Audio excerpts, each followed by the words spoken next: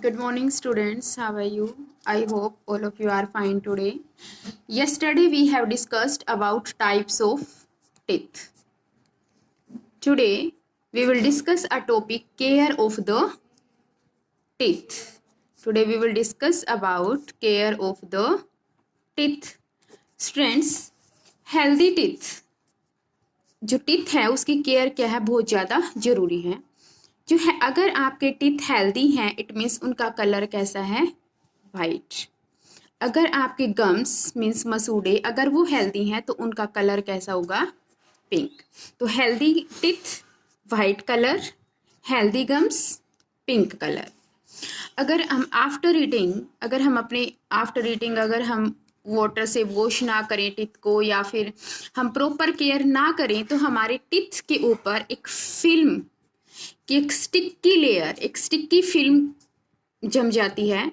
उसके अंदर बहुत सारे मिलियंस ऑफ बैक्टीरिया होते हैं। उसका क्या नाम है, प्लेक। क्या बोलते हैं हम उसको, plaque. Formation of a sticky film containing food particles, saliva and bacteria, वो क्या हो गया, प्लेक। ये प्लेक क्या करता है, ये मोस्टली जैसे हम स्टार्च लेते हैं अपने फूड में या फिर हम कोई मीठी चीज़ खाते हैं जैसे शुगर लेते हैं, तो ये प्लेक के अंदर जो बैक्टीरिया होते हैं वो स्टार्च और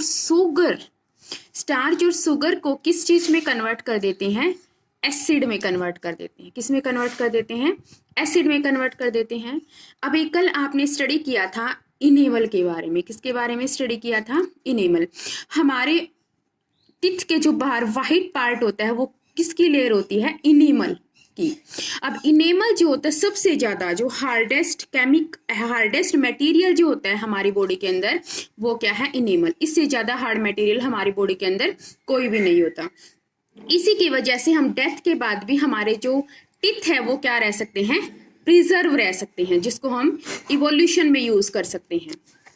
किसकी वजह से, एनिमल जो है वो hardest material of our body, इसकी वजह से हम डेथ के बाद भी अपने टीथ को क्या कर सकते हैं, प्रिजर्व कर सकते हैं।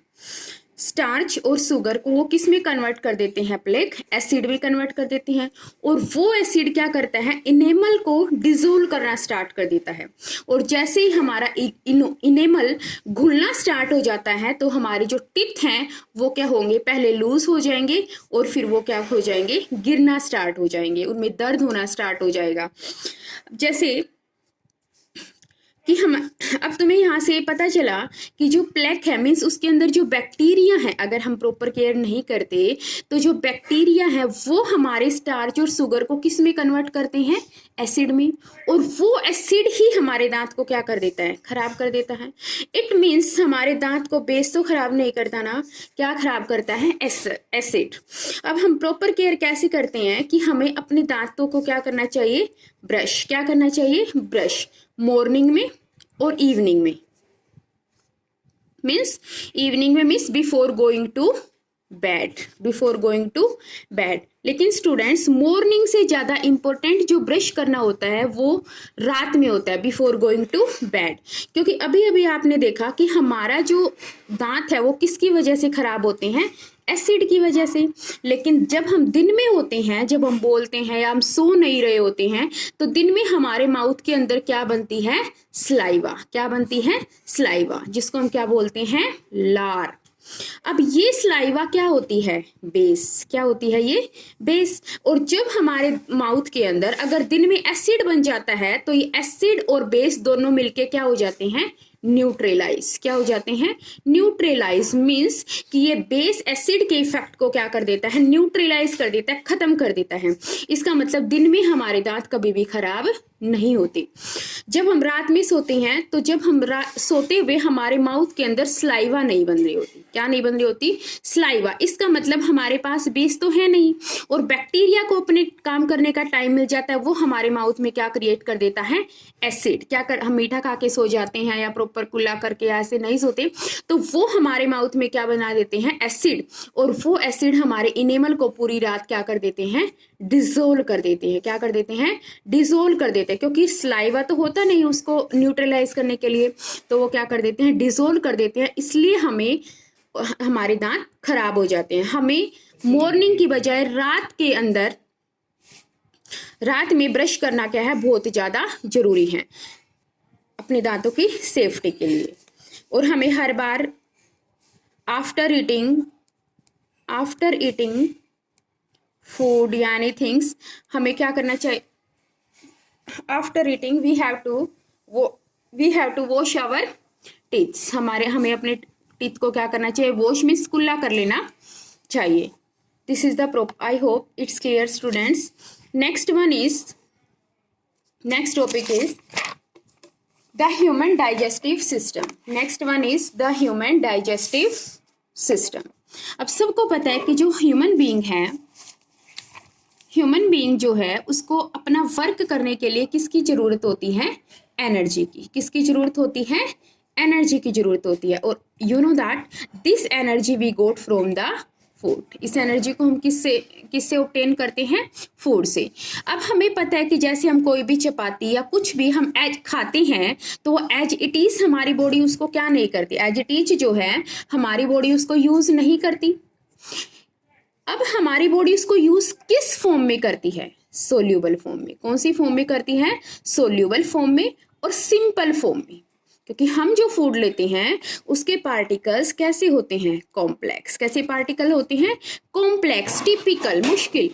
और हमारी बॉडी कैसे फूड को अब्जॉर्ब करती है, सोल्यूबल और सिंपल को। कैसे को, सोल्यूबल और सिंपल को। इट मीन्स जब हमारे कॉम्प्लेक्स पार्टिकल्स जो होते हैं वो ब्रेक डाउन होते हैं, क्या होते हैं, ब्रेक डाउन। अभी आपने फर्स्ट चैप्टर में मैंने आपको बताया था कॉम्प्लेक्स पार्टिकल का ब्रेक डाउन होना किसके अंदर, सोल्यूबल, घुलने वाले, एंड सिंपल पार्टिकल्स में। उस प्रोसेस का क्या नाम है, डाइजेशन। क्या नाम है उस प्रोसेस का, डाइजेशन। तो इसका मतलब ये सिंपल और सोल्यूबल पार्टिकल्स ही हमारी बॉडी क्या करती है, एब्जॉर्ब करती हैं, and the name of this process is digestion.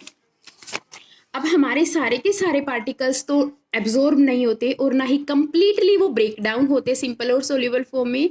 तो कुछ पार्टिकल्स जो होते हैं हमारे फूड का, जो इम्पोर्टेंट न्यूट्रिएंट्स है वो बॉडी एब्जॉर्ब कर लेती है, और कुछ जो अनएब्जॉर्ब्ड फूड पोर्शन होता है हमारे फूड का, कैसा पोर्शन, अनएब्जॉर्ब मीन्स जो हमारी बॉडी एब्जॉर्ब नहीं करती। उस जो अनएब्जॉर्ब फूड को हम क्या करते हैं, thrown out from the body means हम उसको अपने बॉडी से बाहर निकाल देते हैं। किस की फॉर्म में, स्टूल की फॉर्म में, स्टूल कह सकते हो आप, या फिर फेसेज मीन्स कि हमारी बॉडी, स्टूल क्या होता है, जो हमारी बॉडी से का वो वेस्ट जो सॉलिड होता है, जो सॉलिड वेस्ट हम अपनी बॉडी से बाहर निकालते हैं, that is known as stool और फेसेस। अब नाउ स्टूडेंट्स, अब जो हमारी डाइजेस्टिव सिस्टम है हमारा, वो बहुत सारे स्टेप्स को इन्वॉल्व करता है। क्या करता है, बहुत सारे स्टेप्स को इन्वॉल्व करता है। बाद में हम इनको वन बाय वन डिस्कस करेंगे। Firstly we know that which step it include, we should know that which type of step it include. First one that is, अब हमारे माउथ से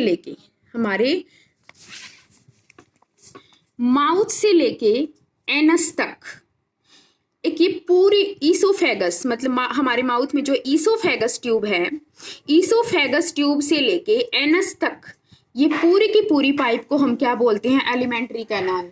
क्या बोलते हैं हम इसको, एलिमेंट्री कैनाल, या फिर हम इसको बोलते हैं फूड पाइप। क्या बोलते हैं, फूड पाइप। अब ये फूड पाइप जो होती है ह्यूमंस में कितनी लंबी होती है, 9 मीटर। ह्यूमंस में कितनी लंबी होती है, 9 मीटर लंबी होती है। इसको हम बोलते हैं एलिमेंट्री कैनाल। कहाँ से स्टार्ट होती है, ईसोफेगस से लेके, मीन्स फूड पाइप से लेके और एनस तक, ईसोफेगस और एनस तक। अब फूड पाइप और एलिमेंट्री कैनाल जो होती है वो उसके अंदर क्या क्या इन्वॉल्व होता है, बक्कल कैविटी, फूड पाइप और oesophagus, stomach, small intestine, large intestine, rectum, anus. ये किसके अंदर इन्वॉल्व होते हैं, ये फूड ट्यूब के अंदर। किसके इन्वॉल्व होते हैं, अंदर इन्वॉल्व होते हैं फूड ट्यूब में, बक्कल कैविटी, फूड पाइप, इसी को हम ईसोफेगस बोलते हैं। Stomach, small intestine, large intestine, rectum and anus. बाद में हम वन बाय वन इनको डिस्कस करेंगे।